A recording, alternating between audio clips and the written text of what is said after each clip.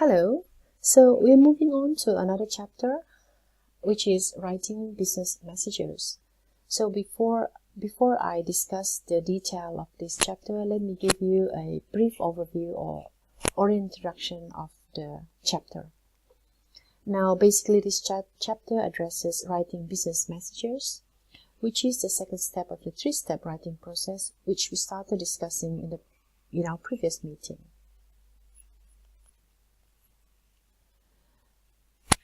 We will be discussing three topics on this chapter. The first one is adapting to your audience. So this topic discusses and gives examples of writing techniques such as using the you attitude, maintaining standards of etiquette, and building a strong relationship with an audience. So we will discuss how this can be accomplished. The second one is composing your message. You'll be introduced to effective composition techniques. This includes using a conversational style and tone of writing, using plain, simple English, selecting active or passive voice, choosing strong words, creating effective sentences, as well as crafting consistent paragraphs. So in this particular focus, we will go over each and every one of these, and hopefully at the end of the discussion, you will be able to understand how to compose your message effectively. This chapter closes with information about using technology to compose and shape messages. So we will discuss this specifically in the focus, on the last focus, which is making mobile messages more effective. Let me recap the three-step process. We have discussed planning in the previous meeting.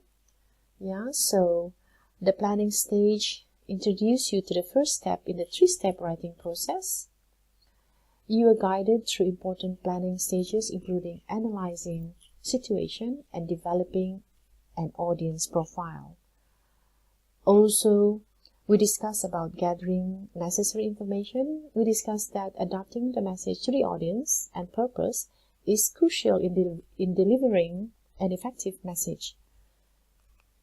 Our discussion on choosing the best channel and medium for various message situations help you understand that all media are not equally effective in all situations. So the need to look at the situation altogether.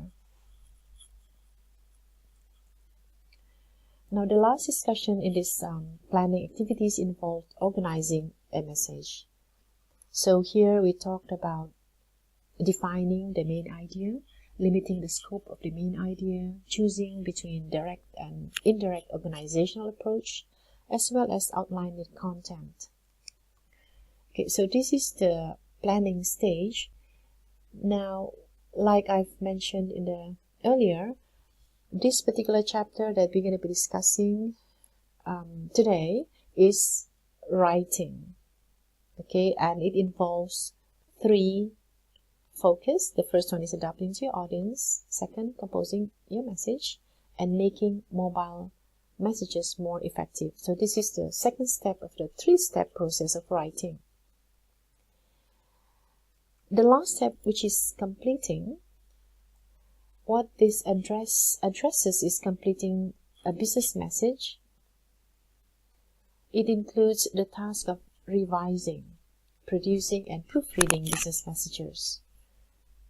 So, in order to be effective, a message has to be both clear and concise. So in here, you will learn how to apply a variety of techniques for improving clarity and conciseness.